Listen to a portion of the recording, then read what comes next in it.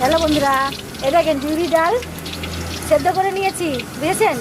হালকা ভেজেছি, আজকে বেশি ভাজিনি। আর আগের দিন পুড়ে গেছিলো, ভাজা বেশি হয়ে গেছিলো, আজকে কম ভেজেছি। দেখেছেন গাঢ় গাঢ় ডাল, কিন্তু হরহরে আছে, হরহরে থাকবে না। তেল বসিয়েছি, তেজপাতা, দুটো শুকনো লঙ্কা ফোড়ন দিয়ে দিলাম, আর একটু আদা বাটা দিয়ে দিলাম, দিয়ে ভেজে নিলাম। এবার টমেটো আর দুটো কাঁচা লঙ্কাও দিয়ে দিলাম। আমি কিন্তু এরকম বিউলি ডাল ফোড়ন দিয়ে করি, অনেক রকমেরই পদ্ধতি দিয়ে করি, পেঁয়াজও বিউলি ডাল দিয়ে করি, খেতে ভালো লাগে।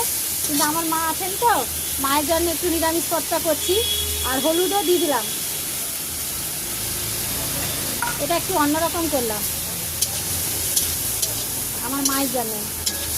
এবার একটু আদাটা মেরে নিই, দেখাচ্ছি আবার। জানেন, লবণটা দিয়ে দিলাম, কষানো হয়ে গেছে, লবণ দিয়ে দিলাম।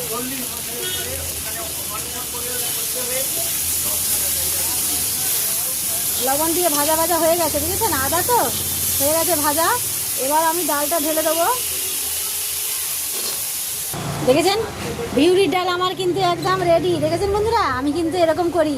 আর যদি বিউলি ডাল ভেজে নেয়, এই যে হরহরিটা দেখেছেন, হরহরি কিন্তু নেই, যেমনই মসুর ডাল অত যে হবে না।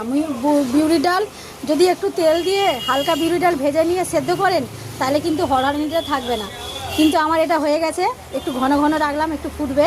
এবার গোটা গোটাও আছে দেখেন, কিন্তু কিছু হবে না। এবার এতে একটু বিউলি ডাল তো, একটু চিনি 1 চামচ আমি ব্যবহার করলাম, আর কিছু দেবো না। এবার আমার রেডি, দেখুন। আমি এবার অফ করে দেবো। সবাইকে টাটা, সবাই ভালো থাকেন, সুস্থ থাকেন, সঙ্গে থাকেন। এই বলে আজকে বিউলি ডালের রেসিপি তুলে দেখিয়ে দিলাম। সবাইকে টাটা, সবাই সুস্থ থাকেন, সঙ্গে থাকেন। আর ইউটিউবে, ফেসবুকে একটু কমেন্ট শেয়ার করেন।